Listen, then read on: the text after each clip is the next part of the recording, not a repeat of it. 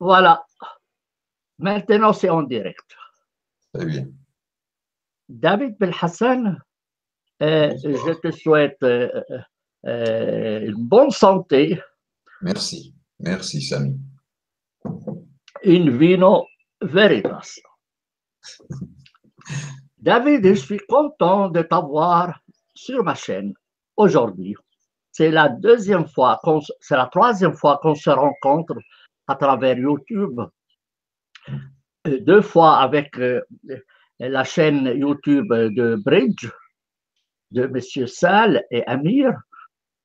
On a parlé de la question du Proche-Orient.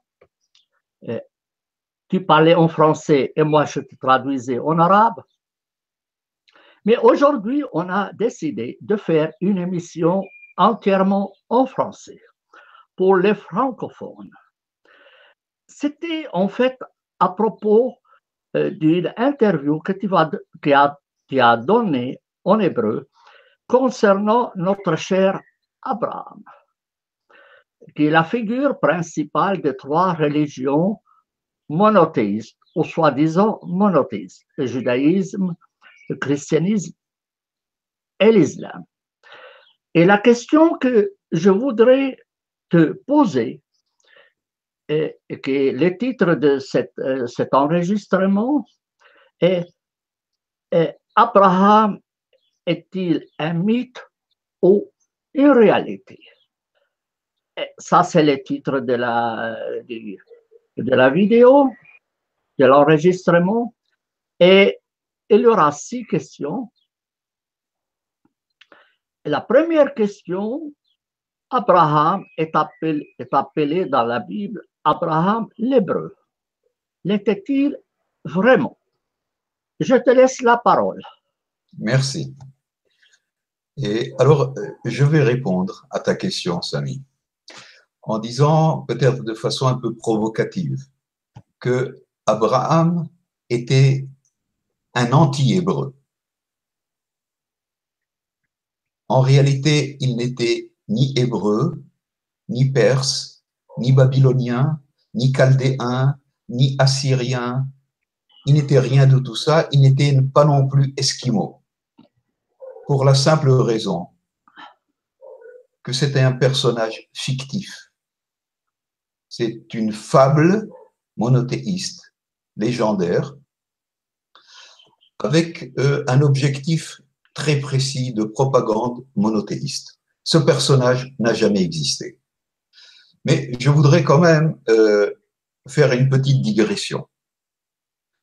C'est que dans la Bible, en vérité, la Bible judaïque, et je précise mes termes, la Bible judaïque, ce qu'en hébreu on appelle Tanakh, Torah, le Pentateuque, Nevi'im, les prophètes, Ktuvim, les hagiographes.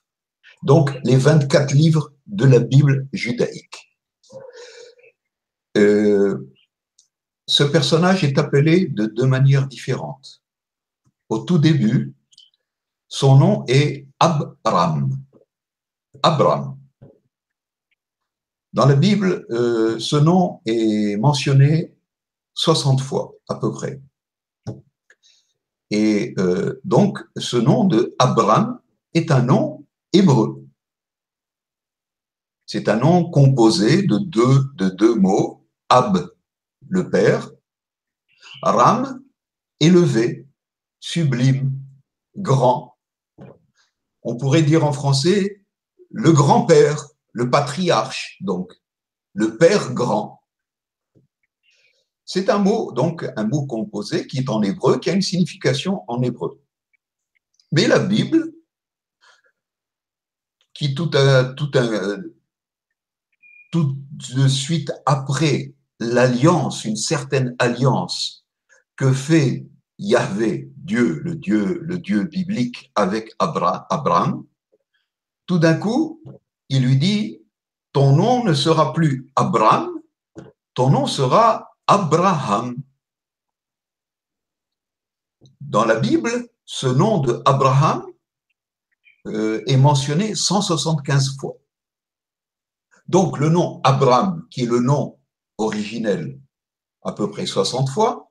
Le nom Abraham, qui est un nouveau nom attribué à Abraham après son alliance avec Dieu, il devient Abraham. Tu vas me questionner, mais pourquoi tu t'attardes, David, à de telles vétilles? Ma réponse est que ce n'est pas une vétille, c'est fondamental. Parce que la Bible essaye de nous expliquer que ce nom de Abraham vient du fait que Dieu lui a promis que sa descendance deviendra innombrable, qu'il deviendra le père d'une multitude de nations. Alors, quand on fait une analyse étymologique, hébraïque, de ce nom de Abraham, il ne veut rien dire. Ce n'est ni des initiales pour désigner une multitude de nations, un père d'une multitude de nations, ce n'est rien du tout, ce n'est plus de l'hébreu. Un hébreu, à l'époque d'Abraham, donc selon la Bible au XVe siècle avant l'ère chrétienne, quand on lui dit, si jamais on lui avait dit, tu sais, ton ancêtre, ton patriarche s'appelle Abraham, un hébreu aurait été éberlué. Il ne comprend pas qu'est-ce que ça veut dire Abraham. Ça ne veut rien dire. Alors les rabbins, conscients de cette problématique, ont dit non, non, non, non, ce ne sont pas des initiales de père d'une multitude de nations, c'est tout simplement qu'en faisant une alliance avec Yahvé, et comme le nom de Yahvé, le tétragramme sacré, est composé de 4 lettres en hébreu, 4 consonnes, Y, H, W, H. Donc, la lettre H du milieu a été intégrée au nom de Abraham pour,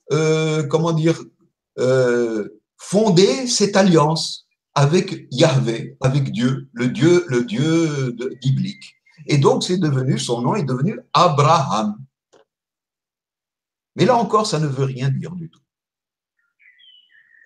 Lorsqu'on fait rentrer une particule divine dans un nom, on ne brise pas la morphosyntaxe de ce nom. Prenons un exemple. Prenons un exemple d'un Français qui s'appelle Jean Jardin. Il est anobli par le roi. Et alors, on introduit une particule de noblesse. Alors donc, on va appeler Jean le Jardin, ou bien Jean du Jardin. On ne va pas l'appeler Jean Jarledin, ou Jean Jardudin. Jarledin ne veut rien dire en français. On ne brise pas un mot pour introduire une particule. Donc ce mot de Abraham n'est pas en hébreu. Et s'il n'est pas en hébreu, comment est-ce possible qu'un nom qui n'est pas en hébreu est l'ancêtre des Hébreux et que lui-même soit un hébreu? Il y a une contradiction interne. Comment expliquer cette contradiction interne? Alors, il faut savoir que le monothéisme judaïque n'est pas né tout d'un coup. Il y a eu un très long processus où les Hébreux sont passés du paganisme, de l'animisme, le totémisme, le polythéisme, où ils sont passés au stade de l'énothéisme. Énothéisme, ça signifie que un groupe humain a un dieu particulier à lui, un dieu tribal, mais il reconnaît les dieux des autres peuples. Il dit, moi, mon Dieu à moi, mon Dieu personnel, mon Dieu particulier, le Dieu de mon peuple particulier, il est tel et tel. Yahvé, pour faire plus précis. Mais il reconnaît les dieux étrangers. Petit à petit, il y a une sorte de glissement. on reconnaît les dieux étrangers, mais on dit, oui, oui, oui, les dieux étrangers existent. Mais mon Dieu à moi, il est plus fort que les dieux étrangers. Et petit à petit, il y a un petit glissement entre l'énothéisme et le monothéisme. Mais ce n'est pas encore du monothéisme. Et on voit, par exemple, dans la Bible, il y a une phrase célèbre qui dit, je vais la dire en hébreu et puis je la traduirai en français, Mikamocha ba'elim Yahweh. Qui est comme toi parmi les dieux, Yahvé? Donc, les autres dieux sont reconnus, mais Yahvé est au-dessus d'eux. C'est le pré-monothéisme. Lorsque le monothéisme judaïque s'est pleinement formé, c'est un processus de à peu près 1000 ans, jusqu'à l'époque de la destruction du premier temple de Jérusalem, un peu avant et après. Il y a eu un problème dans le monothéisme judaïque. Comment combattre l'énothéisme israélite?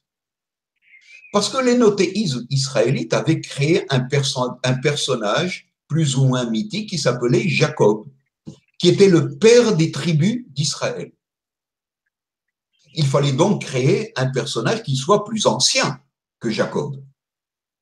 Il y avait un autre personnage dans l'énothéisme israélite, c'était Moïse. Et le père de Moïse s'appelle en hébreu Amram. Amram. Ce que dans le Coran c'est appelé Imran. Une déformation de ce nom hébraïque, Amram. Amram signifie en hébreu peuple grand.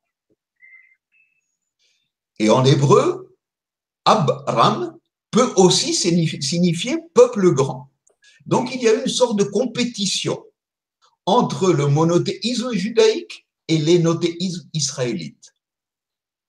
Et le monothéisme judaïque a voulu supplanter l'énothéisme israélite en inventant, en créant un patriarche fictif qui soit avant le père de Moïse et avant Jacob, qui est le père d'Israël, selon l'énothéisme israélite. Et c'est comme ça qu'est né le personnage d'Abraham, qui est devenu Abraham, qui n'est pas un nom hébreu, mais qui a une résonance morphosyntaxique araméenne. Cela signifie babylonienne, araméenne. Cela signifie que ce personnage a été inventé dans un entourage, dans des alentours qui parlaient le chaldéen, le babylonien et l'araméen, mais pas l'hébreu. Alors, oui, Samy. David. Oui. Alors, fais silence chez toi avec le microphone en haut. Oui. Alors, oui. C'est moi qui parle maintenant et après, je te donne la parole. Et ici, j'ai ouvert sous Abraham dans Wikipédia. J'ai essayé de voir l'étymologie du terme Abraham. Il ne le donne pas ni en français ni en anglais, mais il le donne en arabe. Et le terme arabe, il dit ceci. Dans la Bible, il signifie le père de la multitude ou le père des nations. Mais il peut avoir un sens araméen. Et il signifierait le père miséricordieux. Abrahim. Alors lui, il dit Abrahim ou Al-Hanoun, le père miséricordieux. Alors ça rappelle évidemment la phrase de la Bible au nom de Dieu miséricordieux compassif. Bismillah ar-Rahman ar-Rahim. Abrahim. Yani. Alors, qu'est-ce que tu penses de cette proposition? À toi, tu ouvres le microphone en haut. Oui, Samy. Tu sais, il y a ce qu'on appelle l'étymologie scientifique. Et il y a les spéculations. Et il y a ce qu'on appelle l'étymologie populaire, qui, sur la base de quelque chose qui ressemble ou qui a la même résonance à l'oreille, on essaye de donner une explication. C'est totalement ridicule parce que il y a une différence fondamentale entre la lettre ha, qu'il vient du son, du fond de la gorge, ha, raham, et ha, raham. Ce sont deux consonnes totalement différentes. Je ne sais pas qui est l'étudiant boutonneux qui a écrit cette bêtise sur Wikipédia, mais elle est totalement ridicule. Fais-moi confiance. C'est une bêtise innommable. Raham, Rahim. Et Raham, ce n'est absolument pas la même écriture. L'un est écrit avec un ha et l'autre avec un ha. Donc, l'explication que j'ai donnée selon le judaïsme, selon les rabbins, une multitude de nations, c'est lorsqu'on dit Raham. Or, Raham n'existe pas en hébreu. Ce n'est pas un mot hébreu. Donc, personne ne sait exactement qu'est-ce que signifie ce mot. En tout cas, il n'est pas en hébreu. Il n'est pas non plus en arabe, et absolument pas. Les arabophones ne connaissaient même pas le personnage d'Abraham jusqu'au jour où des commerçants juifs sont arrivés au Hedjaz. Et c'est comme par ce biais-là que le nom d'Abraham a été transposé dans le Coran, de manière erronée d'un point de vue de l'écriture. Mais revenons à notre analyse théologique. J'ai dit que le personnage d'Abraham a été inventé par le monothéisme judaïque pour supplanter les monothéismes israélites, pour monothéiser ce personnage afin de le rendre l'exemple type, le prototype, l'exemple même du monothéiste. Et donc, il fallait absolument lui donner un prestige antique en disant que c'est un personnage très, très, très, très, très loin dans le temps, un patriarche, bien avant Jacob, bien avant Moïse, bien avant tout le monde. Cette propagande monothéiste, ou plutôt la création d'un personnage qui supplante un autre personnage, est connue dans toutes les religions. Je vais donner un exemple.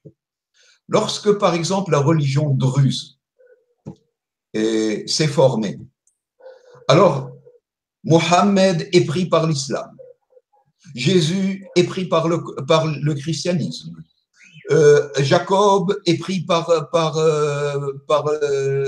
l'israélisme, Abraham par le judaïsme, Ishmaël par le Coran, par l'islam. Mais alors, on veut imposer une nouvelle religion. Qu'est-ce qu'on fait?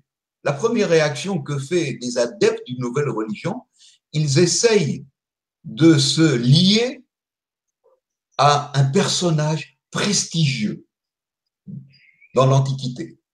Alors les Druzes, par exemple, ont remarqué que la Bible parle de Jéthro, Yitro, le beau-père de Moïse. Alors, tout de suite, ils se sont ralliés à Jéthro. Ils ont dit, ah oui, oui, c'est notre patriarche. Des sectes chrétiennes, par exemple, qui étaient des sectes dissidentes, ça ne leur a pas suffi, le personnage de Jésus. Il est trop tardif. Ils voulaient un personnage qui soit beaucoup plus ancien.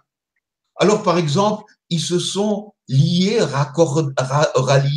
raccordés à un personnage de biblique, antique, par exemple, Melchizedek, le personnage qui a apporté de l'eau et du vin à Abraham, qui était déjà le prêtre au Dieu suprême.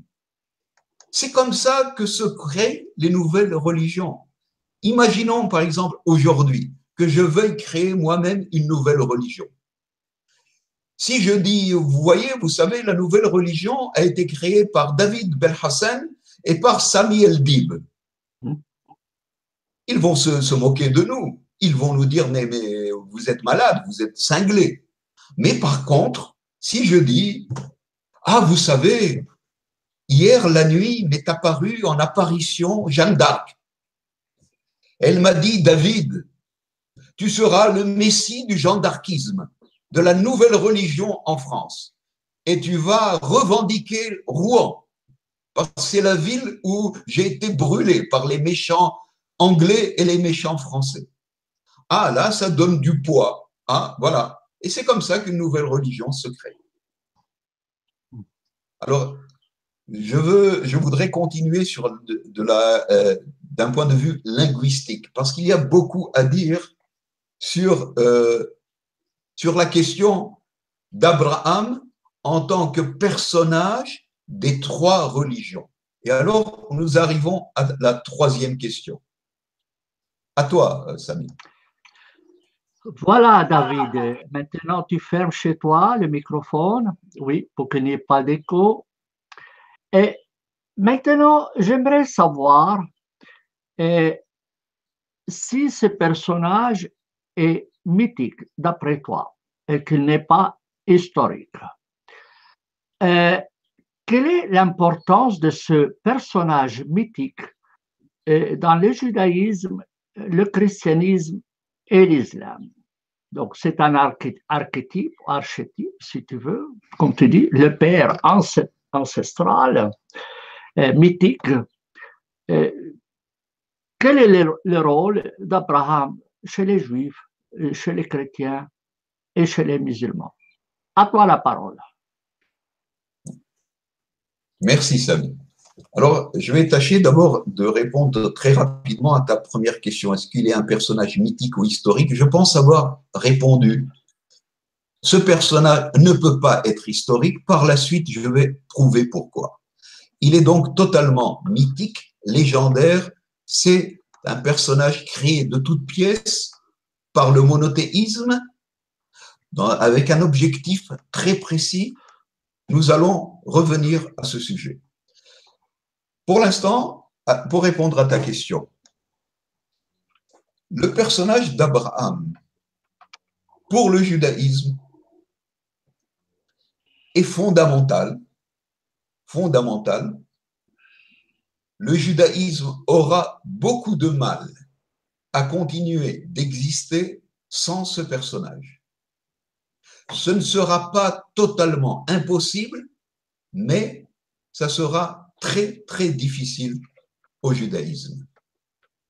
Le judaïsme pourra peut-être essayer de prendre le personnage de Moïse, mais sans Abraham, sa situation sera pitoyable. Le christianisme pourra se passer du personnage d'Abraham, bien que le personnage d'Abraham est mentionné 80 fois dans ce qu'on appelle le Nouveau Testament et que je préfère appeler la Nouvelle Alliance, pour être plus précis et pour faire usage de termes bibliques. Mais le christianisme, sans Abraham, pourra continuer à exister et à se développer. Il n'a pas besoin réel du personnage d'Abraham. Le personnage de Jésus, Yeshua en hébreu, lui suffit. C'est vrai que Paul, l'apôtre Paul, met un accent particulier sur Abraham dans ses épîtres. Mais n'oublions pas que Paul, de son nom hébreu, Shaoul, était un ancien rabbin. C'est un réflexe atavique chez lui de mettre en avant le personnage d'Abraham en tant que monothéiste judaïque. Mais par exemple, dans les évangiles de Marc, Abraham n'est mentionné qu'une seule fois. Il n'est pas fondamental pour le christianisme. Pour l'islam, sans le personnage d'Abraham, l'islam s'effondrera. Beaucoup plus que même le judaïsme s'effondrera. Ça sera la mort de l'islam. Le personnage d'Abraham est plus crucial, essentiel, fondamental à l'islam que Mohammed, que Mahomet lui-même. Qu'est-il Mahomet? Il n'est qu'un intermédiaire, selon le Coran. Il a reçu la révélation. Mais c'est tout, il ne fait rien de lui-même. Il n'est rien de lui-même. Le personnage central, c'est Abraham. Il est mentionné, le personnage d'Abraham, dans le Coran, 69 fois. Mahomet est mentionné 4 fois. C'est un personnage totalement central et crucial dans le monothéisme musulman. Mais chose bizarre, c'est que dans le Coran, le personnage d'Abraham, avec sa centralité, on aurait pensé que au moins le Coran sache l'écrire. Or, le Coran ne sait pas écrire le nom d'Abraham. Il y a 4 variantes consonantiques dans le Coran pour écrire le personnage d'Abraham.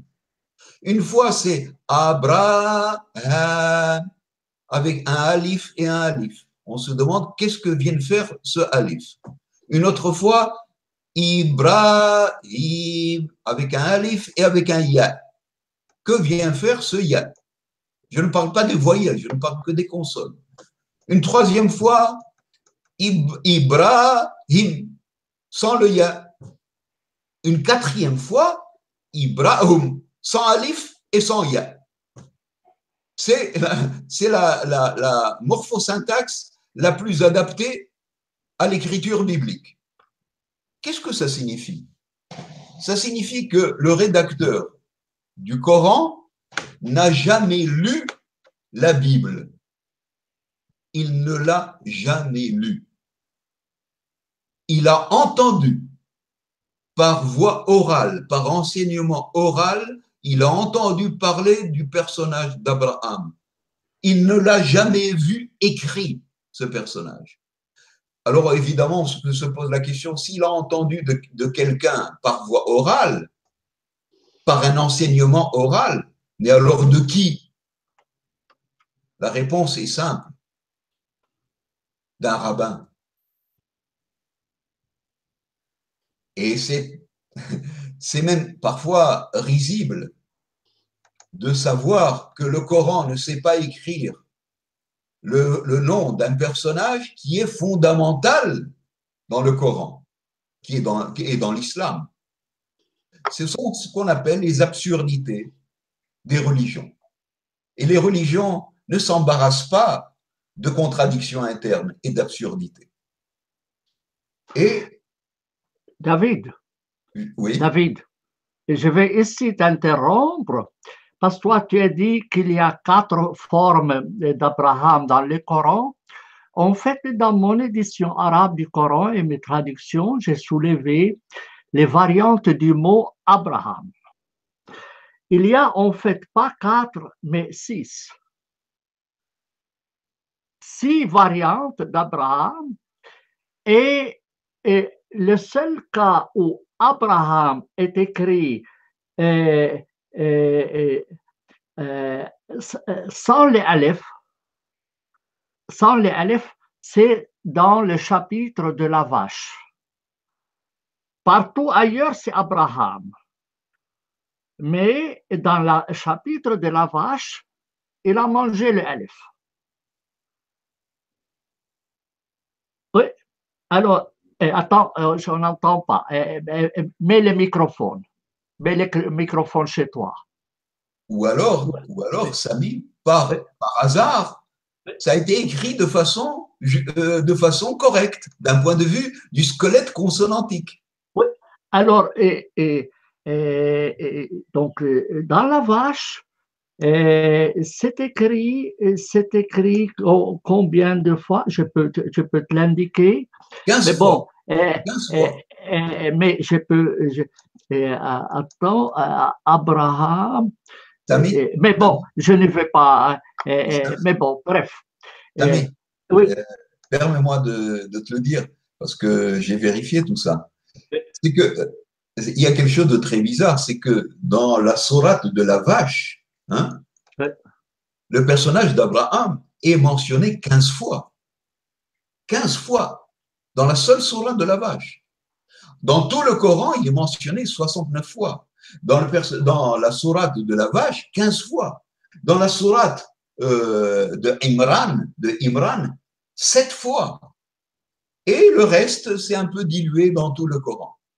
Évidemment, tu vas me dire que la sourate de la vache et la sourate de Imran, ce sont des sourates que tu appelles les sourates égériennes, n'est-ce pas, de Médina, de Yatrib. Oui, c'est juste. Ce qui peut-être révèle un certain processus d'accaparement du personnage d'Abraham en tant que monothéiste parfait. Je veux par exemple donner l'exemple. Pourquoi dans le Coran le personnage d'Abraham est si primordial? C'est parce qu'il représente le prototype du monothéiste parfait.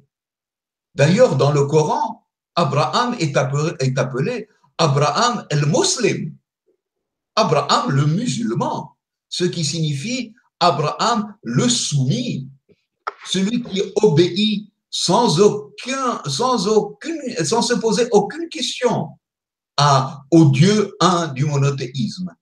C'est le fondement de l'islam. Obéir au Dieu un, se soumettre au Dieu un.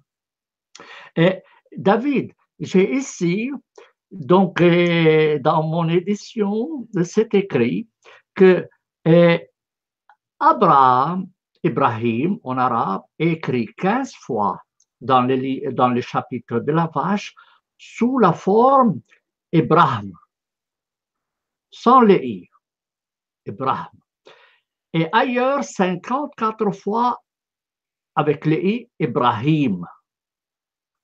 Alors, Ibrahim, c'est seulement dans la vache où on a mangé le i, Ibrahim. Et ailleurs, on l'a écrit complet, Ibrahim, 54 fois. Et on ne va pas entrer dans quelles sont les autres formes, mais les variantes, il y en a 6 variantes sur l'ensemble des variantes du Coran, de l'écriture du nom d'Abraham. Et ça confirme ce que tu dis. Le Coran ne sait pas comment écrire. D'ailleurs, non plus le terme Israël. Oui, oui. Israël, il ne sait pas l'écrire. Je crois qu'il est écrit en 10 formes différentes. Et je crois même plus. Encore plus grave. Pour Israël, moi, j'ai relevé les variantes, juste pour ta information. Israël est 1, 2, 3, 4, 5, 6, 7, 8. 8 formes différentes. Le terme Israël. Donc, ils ne savaient même pas comment l'écrire. Les auteurs musulmans, donc les variantes du Coran. Alors, ça nous éloigne un peu de notre sujet. Oui, mais c'est seulement pour faire le rapprochement entre les. Et une chose m'intéresse, toi, tu as parlé de Saül, Paul. Est-ce que tu peux nous expliquer ce que signifie le terme Saül en hébreu? Ce n'est pas notre sujet, mais je vais y répondre. Shaoul, en hébreu, signifie le questionner, l'interroger, celui qui est interrogé. L'interroger ou l'interrogeur? Non, l'interroger, c'est au passif. Celui qui est interrogé. D'accord, d'accord, c'est très très bien, parce que ça m'intéresse l'étymologie des termes, comme tu le sais. Et maintenant… Revenons un instant au personnage d'Abraham. Alors, s'il représente le prototype du soumis, on voit quand même qu'il y a une différence, une petite différence entre le personnage d'Abraham dans la Bible judaïque, dans le Pentateuque, et le personnage d'Abraham dans le Coran. Une petite digression, même dans la Bible judaïque, le décompte des occurrences du terme Abraham, du nom Abraham, n'est pas égal dans toute la Bible. Il y a quelque chose de très bizarre, c'est que dans le Pentateuque, Le personnage d'Abraham est mentionné, donc tu sais, le Pentateuque, ça signifie les 5 livres de Moïse, la Torah de Moïse. Dans le Pentateuque, dans la Torah de Moïse, le personnage d'Abraham est mentionné 220 fois, dans un total de 236 fois. 220 fois. Il y a des livres entiers bibliques qui ne mentionnent pas une seule fois le nom d'Abraham. C'est extrêmement bizarre. Comment des livres bibliques ne mentionnent pas celui qui est censé être le patriarche des Hébreux? Plus grave que ça, dans la Bible judaïque, il y a à peu près 20 prophètes qui sont mentionnés.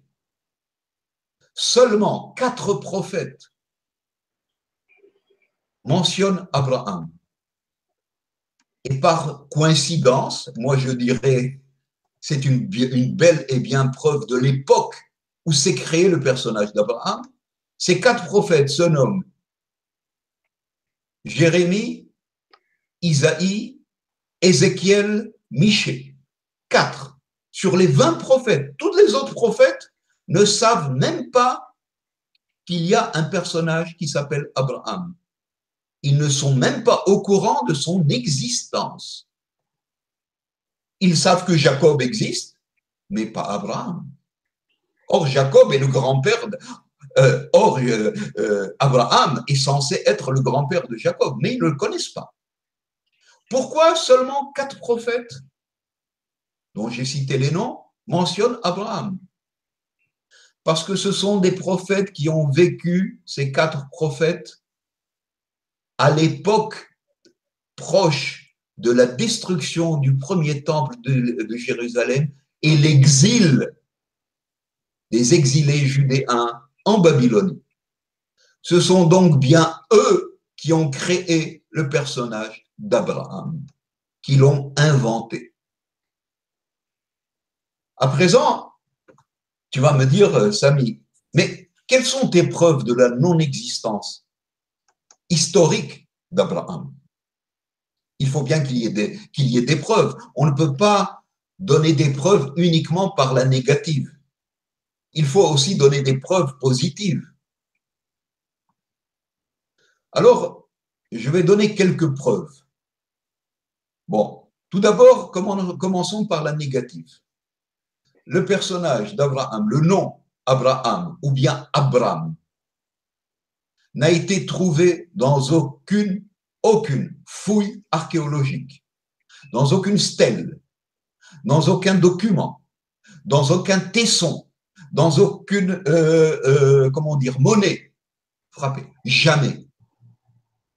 On a retrouvé ici en Israël, en faisant des fouilles archéologiques auxquelles moi-même j'ai participé, des noms bibliques de toute époque. Abraham, jamais. Bon, c'est une preuve négative. À la négative, son nom n'est pas. Mais ça ajoute quand même au doute. Comment est-ce possible? Bon, on nous dit, oui, c'était à une époque éloignée. Oh. On a trouvé des tessons de l'époque d'Abraham, soi-disant, du 15e siècle avant les chrétiennes. On a trouvé plein de choses, mais le nom d'Abraham, jamais. Mais il y a une autre preuve qui, à mon avis, est décisive. C'est que dans les 2 premiers livres bibliques, lorsque je dis les 2 premiers livres, je parle du point de vue rédactionnel. Ça signifie les livres les plus anciens de la Bible. Le livre des Juges et le livre de Samuel. Ce sont 2 livres qui sont des livres qui nous décrivent la situation du peuple d'Israël et de la terre d'Israël sur une époque de 400 années, 400 ans. On nous raconte tout, le moindre détail sur tel juge, sur telle guerre, sur tel tel personnage, le nom Jamais Abraham.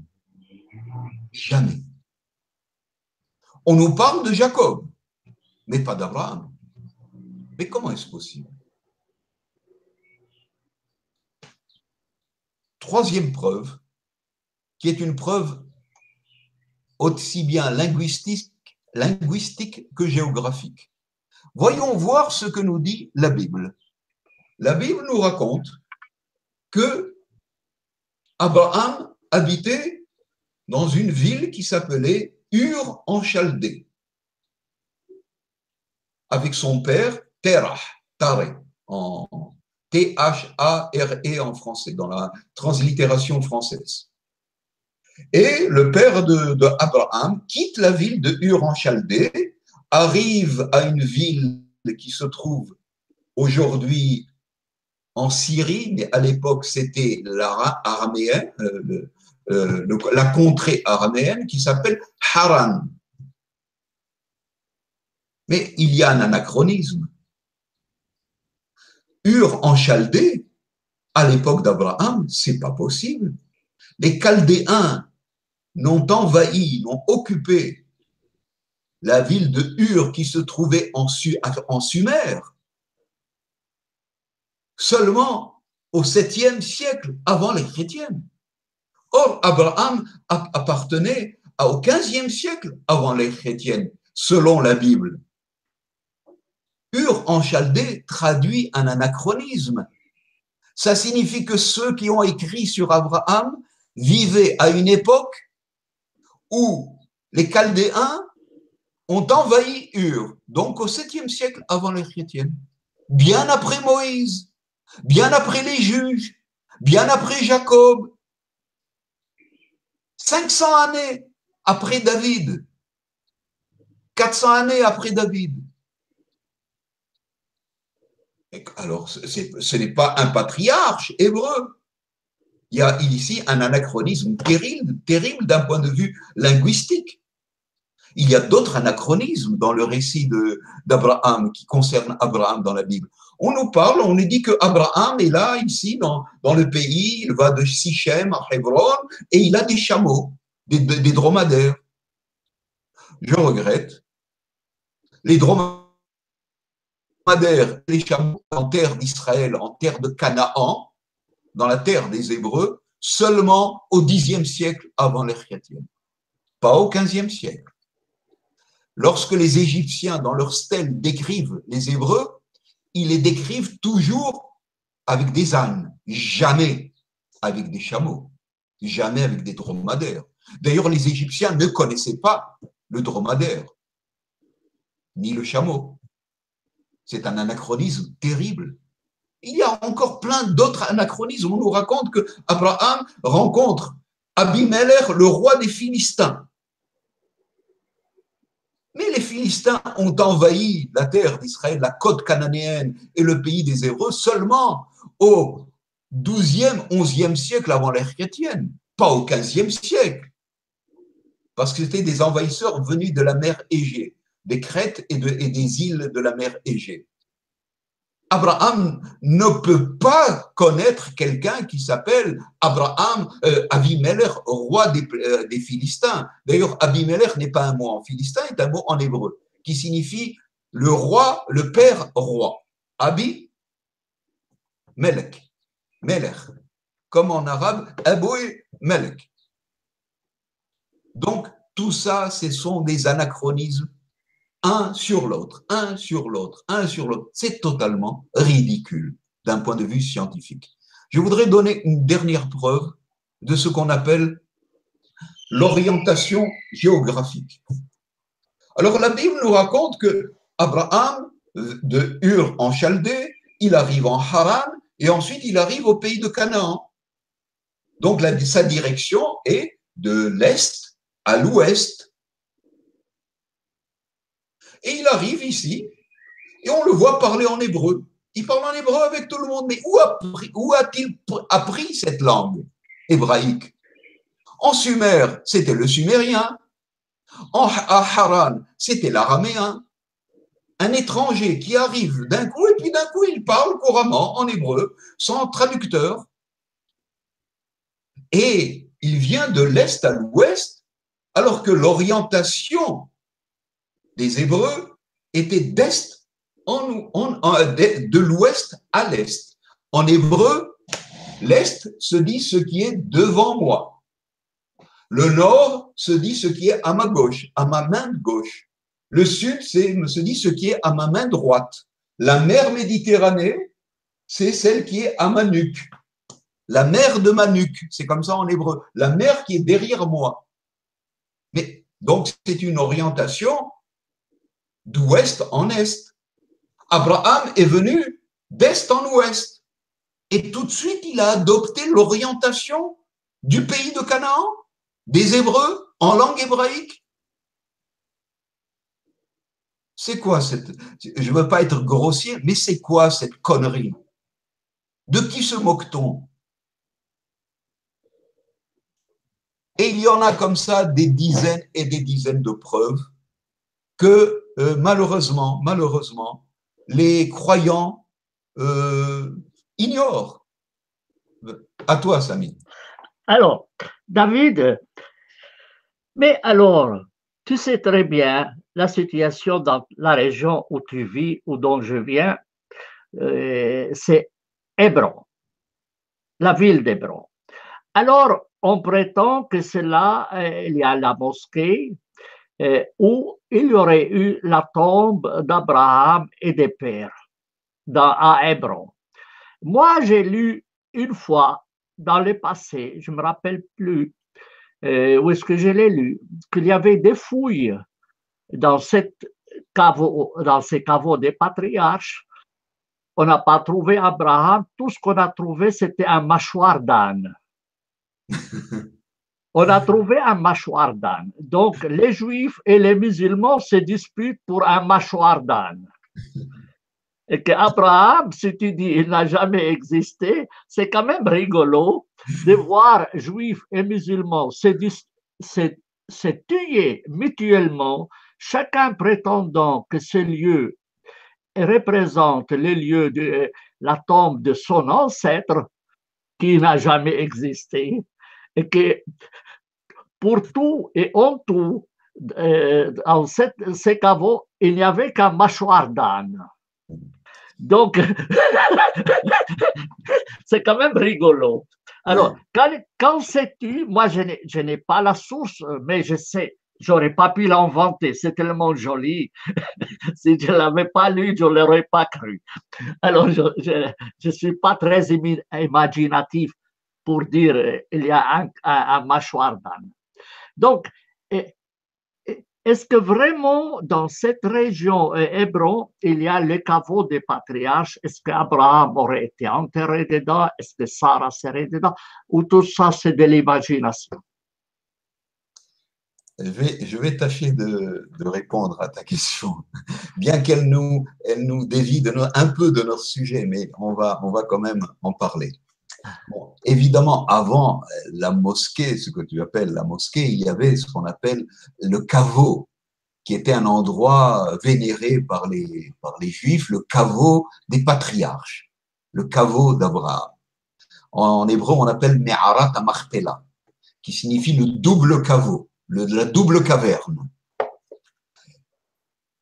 En fait, rien n'a été trouvé dans ce caveau-là. Alors certains disent oui, mais on n'a pas creusé assez profondément parce que les musulmans ne nous le permettent pas. Bon, ce qu'on sait d'un point de vue archéologique, c'est que ce qu'on appelle aujourd'hui le caveau des patriarches était en fait un endroit vénéré par les Iduméens, la peuplade iduméenne, qui était une peuplade très proche des Hébreux et qui vénérait une divinité. Mais on n'a retrouvé aucun ossement d'humain. Rien du tout. Bon. C'est évidemment une deuxième preuve. Par contre, le nom Hébron, le nom même de Hébron, vient d'une déformation du nom de hébreu en akkadien ou en égyptien. Les Égyptiens disaient Apiro. les Égyptiens pharaoniques de l'époque de Pharaon, et Apiro. Les Akkadiens disaient Khabiro. De là est resté le mot Hébron. D'ailleurs, on voit en français que Hébron, hébreu, c'est la même chose, ça se ressemble. C'est comment dire, le même squelette consonantique. Ça signifie que oui, d'un point de vue historique, la ville de Hébron était une des villes principales des Hébreux. Tout comme la ville au nord de Sichem. C'était les deux grandes villes principales. Hébron était la capitale du sud, Sichem était la capitale du nord. Mais ça n'a aucun rapport, il n'y a aucun lien avec Abraham. Ça a un lien avec les Israélites, mais pas avec Abraham. Et ensuite, un lien avec les Iduméens, mais pas avec Abraham.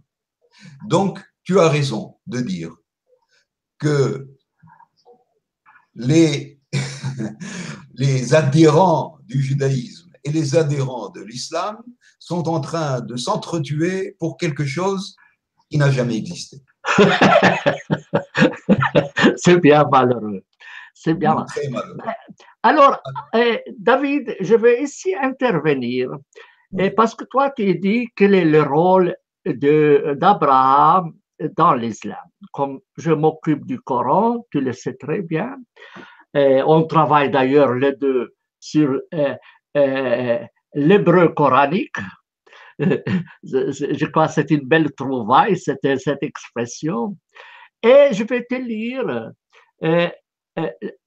le plus fameux verset du Coran relatif à Abraham. Parce que tu dis, c'est un personnage important dans l'islam. Alors, dans le voilà, Coran. oui, du Coran. Alors, je vais te donner ce verset. C'est le chapitre 60, verset 4. Et c'est un chapitre, donc, Hégire, et donc médinois. Et il dit, c'est un long verset. Étrangement, il se situe parmi des versets courts. Donc, il y a des versets courts, et puis tout d'un coup, on a un gros pavé sur Abraham, et après, on revient à des courts. C'est vraiment comme un gros cheveu, un os dans une soupe. Tu dis que c'est une glose qui a été intégrée, peut-être. Disons, c'est, oui, une intrusion. Une intrusion. Alors, d'ailleurs, elle n'a aucun lien avec le verset précédent ni ou avec le verset suivant. C'est vraiment un cheveu dans la soupe ou un os dans la soupe.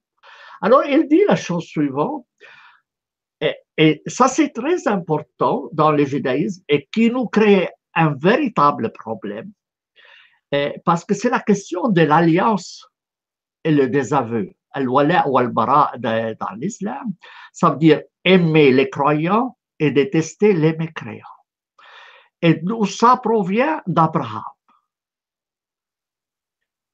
Aimer les croyants et détester les mécréants a pour source, dans la conception musulmane, notre père commun, si tu veux, c'est Abraham. C'est lui qui a créé la zizanie. Samy, une petite remarque, il n'est pas mon père. Non, non, mais dans l'imaginatif, tu sais, j'ai toujours dit qu'Abraham était un sénile. Je vais d'ailleurs te le prouver, puisque toi tu prouvais. Bon, alors il dit les choses suivantes, les versets, vous aviez un beau modèle, un beau modèle. Alors, en fait, il y a deux modèles dans l'islam, Mahomet et Abraham. Et donc, le premier modèle, c'est Abraham. On a Abraham et on sait qui était avec lui. Lorsqu'ils dirent à leurs gens, nous sommes quittes de vous et de ce que vous adorez hors de Dieu, nous avons mécru en vous. Et l'inimitié et la haine apparurent entre nous et vous à jamais, jusqu'à ce que vous croyiez en Dieu seul. Tu vois? Alors, et il ajoute, exception faite de la parole d'Abraham adressée à son père, je demanderai pardon pour toi, mais je ne peux rien pour toi auprès de Dieu. Notre Seigneur, nous nous confions à toi et à toi, nous nous répandons, c'est vers toi la destination. Donc, intéressant, et lui, il dit que c'est un bon modèle. Et deuxièmement, sur quelle base il est modèle? Parce qu'il s'adresse à sa tribu qui ne croyait pas à lui. Il dit, nous ne vous aimerons que lorsque vous croyez comme nous. Et l'inimitié entre nous et vous, à jamais, elle existera toujours. Et ça, c'est une vraie catastrophe. De cela vient de toute la théorie musulmane, l'alliance et le désaveu. Aimer les croyants et détester et haïr les mécréants. Ouais. Et tout ça, c'est notre Père commun, imaginatif, si tu veux, qui a créé la zizanie entre l'islam et le reste. Tout ça a pour cause un papa, disons, fictif. Voilà. Entre, oui. Samy, oui. Cela existe dans la Torah, ce que tu viens de dire. Cela existe dans la Torah. Parce que le personnage d'Abraham, c'est le personnage le premier croyant. Oui, le père des croyants. Le premier monothéiste qui obéit à Dieu. Dieu lui dit, va dans la terre où que je te donnerai, que je te promets. Il y va. Dieu lui demande de circoncire, de se circoncire, de circoncire tout le monde. Il le fait. Dieu lui demande de sacrifier son propre fils, Isaac. Il le fait. Alors, oui. Une seconde, je voudrais élargir. C'est à cause du personnage d'Abraham que s'est créée la fable de l'extermination des Cananéens idolâtres par les Israélites. Quelque chose qui n'a jamais existé. Ça n'a jamais eu du point de vue historique. Les Hébreux et les Cananéens étaient le même peuple. Tous deux étaient des polythéistes. Il n'y a jamais eu d'extermination de Cananéens, hommes, femmes, enfants, vieillards. Mais c'est le prototype du djihadiste. Oui. Et cela, ça vient de la Torah. Oui. C'est celui qui a enseigné la Torah à je ne sais pas qui, à Mohammed, à Waraqa ibn Nafel, ou qui lui a enseigné oralement cette idée-là de haïr les mécréants et d'aimer les croyants. En hébreu, dans la Torah, on ne comprend pas. D'un côté, on nous dit tu aimeras ton prochain comme toi-même. Il y a écrit dans la Torah. Ah, c'est bien, c'est humaniste, tu aimeras ton prochain comme toi-même.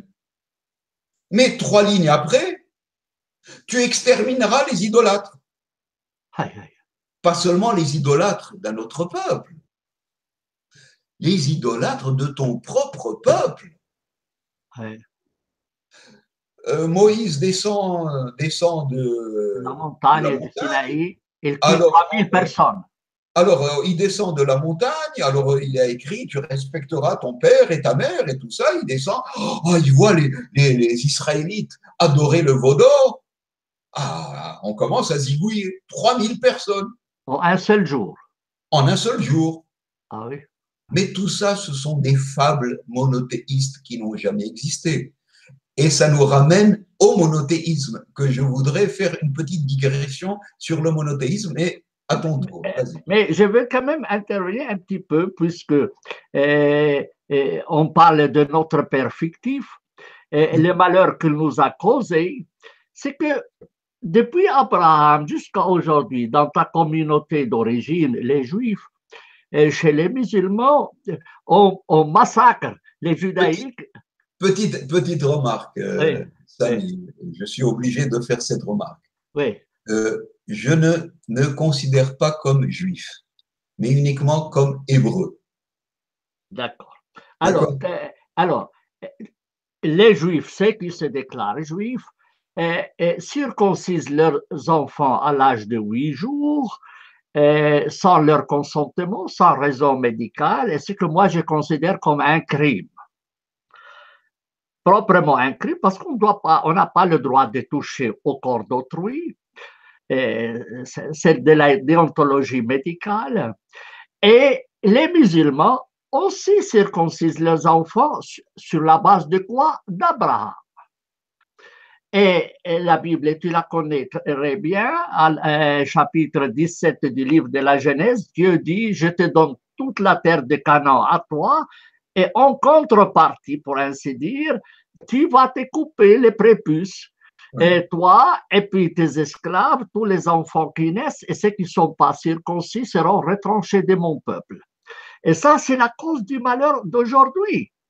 Et tu sais très bien, le Danemark actuellement veut interdire la circoncision des enfants. Et il se trouve en face de qui? Des juifs et Et des des musulmans. musulmans. Et tout ça à cause d'un sénile, Abraham, à l'âge de 99 ans, 99 ans, qui s'est coupé les prépuces. Tu vois? Alors, tu vois le malheur, qu'est-ce qu'il y a? Et ils sont aidés par qui? Par les fondamentalistes protestants. Parce qu'on ne touche pas, on ne touche pas. Et les enfants sont victimes d'un sénile. Et tu sais, à propos, j'ai assisté à une conférence sur la circoncision. Il y avait une ministre d'un des pays nordiques. Elle dit, on discute de l'âge dans lequel on peut permettre à l'enfant d'être circoncis. Alors, on ne savait pas comment fixer la date. Est-ce que c'est 14, l'âge, c'est 14, 16 ou 18 ans? Je dis, mais madame, le ministre, il y a un âge qui est écrit dans la Bible. Il m'a dit, et lequel? 8 jours. 99. Ah, Si Dieu a attendu jusqu'à 99, tu ne veux quand même pas faire mieux qu'Abraham, tu vois? Mais la salle a éclaté de rire. Mais en réalité, j'ai écrit dernièrement un article, il faut laisser l'enfant décider à l'âge de 99 ans, comme Abraham, puisque c'est le modèle. Et le deuxième problème, David, qu'on a, nous, les chrétiens, les musulmans, c'est le sacrifice de moutons. Alors, c'est à la fin de Ramadan, chacun doit tuer un mouton en souvenir d'un sénile qui a voulu sacrifier son fils. Et il dit, ça, c'est la fête. Je dis, c'est pas une fête, c'est un deuil. C'est pas une fête. Et alors, on tue des animaux d'une façon cruelle, incroyable. J'ai vu des vidéos, comment on fait le sacrifice à la Mecque, et un gaspillage énorme. Et tu sais, les musulmans, souvent, après, ils sont malades de la diarrhée. Parce que tellement ils mangent de la viande et malsainement, mais bon, bref. Alors, on a vraiment trois problèmes avec Abraham. La haine des mécréants. Deuxièmement, l'atteinte à l'intégrité physique des enfants. Et trois, cette histoire des moutons qu'on doit tuer en sacrifice pour ça. Mais en revenant maintenant à ton histoire juive, à ton histoire d'Abraham. Alors, dis-moi. Samy, je suis tout à fait d'accord avec toi sur ce point de la circoncision et tout ce qu'il y a tout autour. C'est un sujet il faudra lui consacrer une émission entière. Oui. C'est un sujet en lui-même. Je voudrais qu'on reste dans le cadre de notre sujet parce que autrement, notre émission durera 4 heures. Oui. Alors, revenons un peu à notre sujet. Il y a quand même une petite différence, toute petite, minime, entre le personnage d'Abraham biblique dans la Torah et le personnage dans le Coran, d'Abraham dans le Coran. C'est quoi cette différence? Cette différence, c'est que la Bible judaïque monothéiste devait se confronter avec des coutumes hébraïques polythéistes qui étaient très anciennes. Le Coran, lui, devait se confronter avec ce qu'on appelle les habitants païens du Hedjaz, donc de l'époque pré-islamique, mais qui n'étaient pas encore, comment dire, formés avec une théologie bien ancrée. Ça ne les dérangeait pas, encore un Dieu, ça ne les dérangeait pas spécialement. Comment on voit cette différence-là? C'est que si dans le Coran, le personnage d'Abraham est totalement soumis, dans la Bible, les rédacteurs de la Bible ont quand même fait ce qu'on appelle ils ont concédé un petit point aux Israélites. Les Israélites étaient très pointilleux sur leur liberté d'action, en se disant on a toujours le choix, rien n'est prédestiné. Même si vous nous racontez qu'il y a un Dieu suprême, il doit nous laisser le choix en tant qu'être humain. Alors que dans le Coran, la prédestination est bien ancrée. Alors c'est pour ça que dans la Bible, ce qui n'est pas écrit dans le Coran, c'est que dans la Bible, lorsque Dieu veut détruire les villes de Sodome et Gomorrhe à cause de l'homosexualité imaginaire des habitants de Sodome et Gomorrhe avec son beau-frère Lot, Abraham commence à faire une sorte de négociation avec Dieu, en lui disant, et si je trouve 40 justes, peut-être que tu n'extermineras pas tout Sodome et Gomorrhe? Non, il n'y a pas 40 justes, 30 justes, 20 justes, 10 justes, il n'y en a pas. Alors donc Dieu extermine Sodome et Gomorrhe, femmes, enfants, vieillards, tout le monde. Dans le Coran, même cette négociation entre Abraham et Dieu n'existe pas. Ça signifie que dans le Coran, ils ont passé une nouvelle étape. Une nouvelle étape du monothéiste parfait, soumis jusqu'au bout des ongles. Il est le prototype du djihadiste. Et c'est à cause du personnage d'Abraham. Tu me parles, toi, de la circoncision, mais moi, je vais encore plus loin, que c'est à cause du personnage d'Abraham et de la haine des mécréants qu'il y a eu une ligne de sang, une trajectoire de sang, d'innocents, pendant des centaines d'années, dont le seul péché était de n'être pas des monothéistes. C'est un véritable génocide qui a été incité vis-à-vis des non-monothéistes à cause du personnage d'Abraham. Donc, nous avons un compte à rendre à Abraham, à ce personnage. Je voudrais continuer dans mon exposition pour te montrer jusqu'où ça c'est allé. David, je vais intervenir ici et tu as fait une différence entre la Bible et le Coran sur le personnage d'Abraham. En fait, il y a une autre différence, c'est que la Bible raconte l'histoire de Sarah avec l'Égyptien, là, avec le pharaon, et il livre sa femme. Comme un proxénète. Comme un proxénète. Pardon? Comme un proxénète. Exact. Alors, et aussi il y a l'histoire de David avec la femme de son général, etc. Le Coran, en fait, considère les prophètes comme parfaits et il gomme tous leurs défauts. Il ne présente que l'aspect vraiment joli. C'est un marchand. C'est un marchand de tapis, celui qui a écrit le Coran. Il présente les personnages comme des personnes parfaites. Tu vois, on voit que c'est des marchands, des commerçants. Alors que la Bible va raconter tous les défauts de tous les prophètes. Et ils se répandent.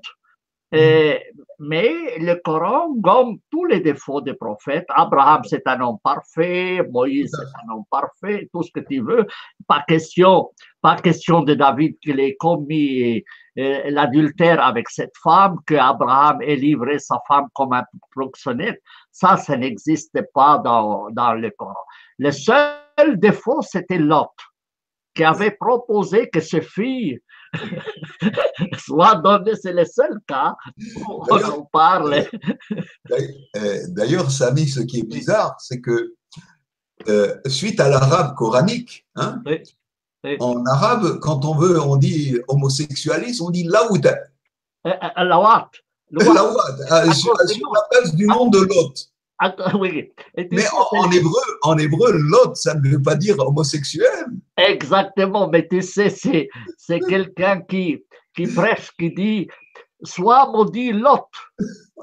Elle dit, et pourquoi? Elle dit, c'est lui qui a fait l'homosexualité. Elle dit, mais non, c'est un prophète. Ah, je m'excuse, je ne l'ai pas appris comme ça. Bref, alors maintenant, c'est à toi.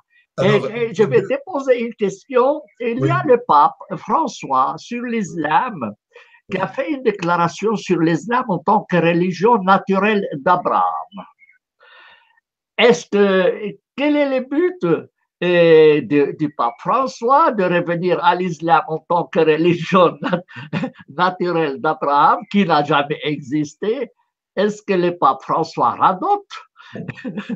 Est-ce qu'il a un but quelconque, eschatologique ou quelque chose? Est-ce qu'il veut faire du syncrétisme catholico-musulman? Comment tu interprètes cette déclaration du pape François, qui est très gentil, il faut dire. C'est un homme aimable. Ça rappelle Saint François d'Assise, mais tu vois. À Fribourg, on parle, à Fribourg, canton de Fribourg, on dit, il est sincère. Mais c'est très négatif. Quand tu dis quelqu'un qu'il est sincère, ça veut dire qu'il est simplé. Qu'il est simplé. Bref, alors, le pape, quel est le sens de cette déclaration du pape François? Je pense que cette déclaration du pape François est extrêmement grave. Elle est grave, elle est pernicieuse et elle est très dangereuse. Mais il faut d'abord en connaître la cause. Ce qui se passe, c'est que le pape François est peut-être le seul pape qui vient d'Amérique du Sud, ce qu'on appelle l'Amérique du Sud. C'est un jésuite. Oui. Dans ces pays-là, le catholicisme est bien implanté. Les croyances catholiques sont bien comment dire, répandues. Ces peuples-là, les Argentins, les Brésiliens, les Colombiens, les Boliviens, sont des croyants. C'est son background, c'est son arrière-fond au pape François. Le pape François, arrivé en Europe, s'est rendu compte que le catholicisme en Europe est mort, s'est effondré. Le processus de laïcisation a provoqué une décatholisation. Il ne croit plus. Il ne croit plus au catholicisme en Europe. Il est persuadé que c'est la fin. Alors, comment sauver le catholicisme? Il voit la désaffection, que les églises sont vides. Les mosquées, même des petits hangars, des petits entrepôts sont remplis. Et les églises, il y a une désaffection de la présence des fidèles. Il est catastrophé. À la différence du pape qui l'a précédé, Benoît, le pape Benoît connaissait parfaitement la menace de l'islam. C'était un grand érudit qui avait étudié l'islam. Le pape François ne connaît rien à l'islam. Et ce qui l'agresse, c'est le fait que le catholicisme est en chute libre en Europe. Il a donc repris une idée qui existait un siècle, déjà au début du XXe siècle, développée par certains qui ont pensé que le catholicisme ne pourra plus durer longtemps, qu'il était, à cause du laïcisme, il était en chute libre et qu'il fallait arrêter son effondrement. Et ils ont développé l'idée d'un syncrétisme catholico-musulman, en espérant récupérer les musulmans et les ramener au bercail du catholicisme. Louis Massignon, par exemple, était un de ces personnages-là, qui a été appelé par le pape Pie XII, je crois, ou Pie XIII, qui a été appelé le catholico-musulman. C'est comme ça qu'il appelle ce personnage de Massignon. Il y en avait d'autres. Le pape François a repris cette idée, en espérant, en se disant, bon, après tout, l'islam reconnaît Jésus comme étant le prophète eschatologique de la fin des temps. Donc, c'est possible de les récupérer. Si on développe une idée de syncrétisme, un œcuménisme syncrétique catholico-musulman, on pourra de nouveau rassembler des fidèles dans les églises, même si les trois quarts seront des musulmans, où la prière se fera peut-être aussi en arabe, et qu'on dira Allahu Akbar, mais peu importe. Alors, quel est le personnage qui peut rassembler catholiques et musulmans? Abraham. C'est l'analyse théologique qu'a fait le pape François. Évidemment qu'à mon avis, non seulement il s'est planté, mais il est en train de créer une hécatombe théologique. Et que l'islam va totalement phagocyter le catholicisme, va l'éradiquer et toutes les églises deviendront des mosquées. C'est l'avenir proche dans cette directive du pape François. C'est pour ça que le Vatican est en ébullition. Tous les cardinaux se demandent, mais où va-t-il nous amener? Alors, en fait, j'ai parlé avec un certain Samir Khalil, le père jésuite, qui était à Rome, qui était en fait les conseillers du pape précédent et qui parfois même allait dîner, manger chez lui, à Rome, après la retraite. Et parce que l'a contredit le pape actuel, on lui a dit, tu rentres en Égypte. On l'a en fait expulsé de Rome. Ah. Et c'était un père jésuite très fort, un petit monsieur comme ça, tu vois, mais il a 90 ans maintenant, 90 ans, mais on l'a expulsé, soi-disant, parce qu'il est à la retraite et comme ça. Mais il semblerait, d'après ce que dit le père Samir Khalil, c'est que le pape avait fait la connaissance d'un cheikh en Argentine, qui est aimable. Et donc, lui, il a l'idée de l'islam que lui a imprégné ce cheikh. D'où le rapprochement avec l'islam, entre le pape et l'islam. Est-ce qu'il a eu la mauvaise influence de ce cheikh? Est-ce qu'il prend tout le monde pour ce cheikh-là? Je ne sais pas. Si telle est l'idée, si ton idée à toi, ton interprétation à toi est la vraie, je ne la connais pas parce qu'il faut bien qu'il s'exprime une fois sur son attitude. Évidemment, ça va poser de sacrés problèmes. Tu vois, c'est comme si tu invites l'ours à venir dormir dans ton lit. Tu vois? Tant qu'il est petit, il est bien, mais quand il grandit, il risque de te manger. Et le loup dans la bergerie. Oui, mais je ne vais pas parler de loup parce qu'Aldep, ça veut dire les loups. Après, tu vas dire, je ne vais pas me piéger moi-même. Sois gentil avec moi. Hein? Bon, David, dernière question. Oui.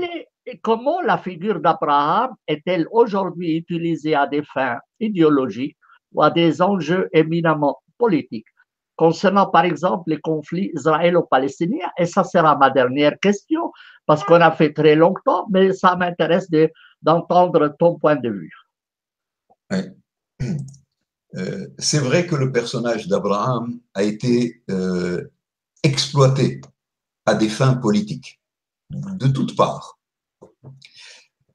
Pour comprendre comment il a été exploité, je voudrais faire un retour en arrière. Alors, nous avons dit que ce personnage d'Abraham a été inventé lors de la destruction du temple de Jérusalem. Donc, 2600 années en arrière. Tu vas me dire, mais quel lien y a-t-il avec ce personnage et son utilisation politique d'aujourd'hui? Je vais essayer d'expliquer ça en 5-6 minutes, si tu me le permets. Lorsque le monothéisme judaïque a commencé à se développer avec l'exil babylonien, ce personnage d'Abraham a été inventé dans 3 buts principaux, 3 objectifs principaux. Le premier objectif est un objectif théologique, d'imposer le monothéisme.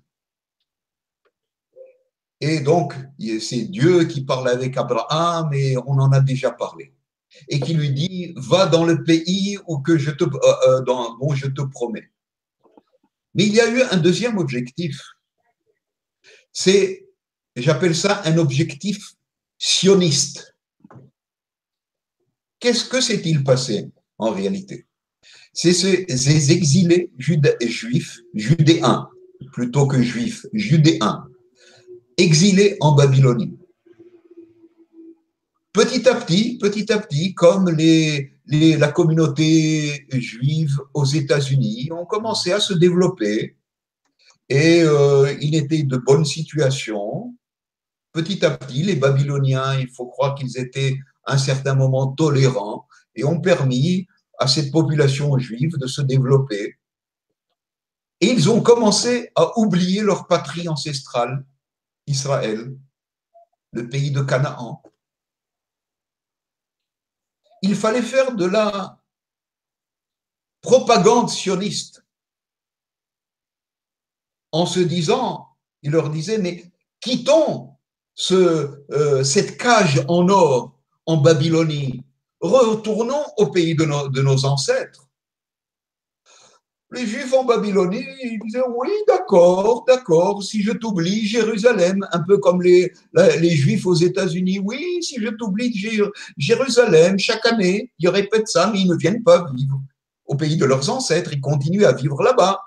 Il y a là-bas presque plus de judaïques qu'en Israël. En Babylonie, ça a été la même chose. Donc, ils ont développé le personnage d'Abraham, dans lequel Dieu dit au patriarche, quitte ta terre, la terre où tu es né, et retourne, va dans le pays de Canaan, va dans le pays des Hébreux. Donc, cette propagande sioniste d'avant l'heure a dit aux Judéens exilés en Babylonie, vous voyez, Dieu s'est révélé à votre ancêtre et il lui a dit, quitte la Babylonie et va dans le pays que je t'ai promis. Pourquoi vous ne faites pas ce que Dieu a dit à votre ancêtre? Prenez exemple d'Abraham. Il a quitté le pays où il est né pour aller au pays que Dieu lui a destiné. Faites la même chose. Et c'est pour ça, grâce à cette propagande, que beaucoup d'exilés judéens ont quitté la Babylonie et sont revenus en Israël. où ils ont trouvé une population hébreu-israélite qui n'était pas du tout monothéiste. Et la propagande a continué. Et c'est comme ça qu'ils ont réussi à monothéiser le peuple hébreu israélite pendant 400 années, entre l'époque de la destruction du premier temple de Jérusalem jusqu'à peu près l'époque romaine. 400 années de monothéisation. Tu vas me dire, mais quel lien y a-t-il entre cette histoire d'Abraham et le conflit? Finalement, ce que les Juifs pensent, que le personnage d'Abraham leur donne une assise historique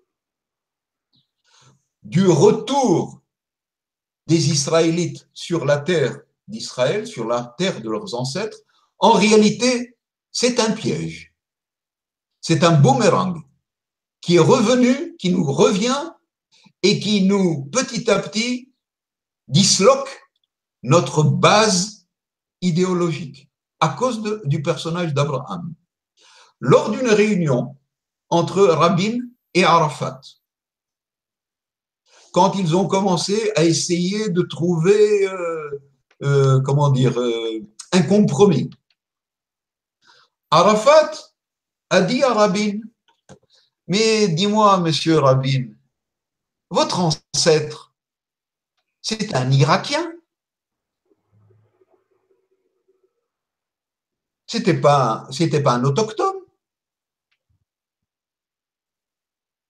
Ah, Rabin, qui est un laïc, hein, attendez, comment ça, il a ouvert une Bible, Arafat lui a même montré dans la Bible, hein, il lui a dit, mais regardez, Abraham, c'est pas un autochtone,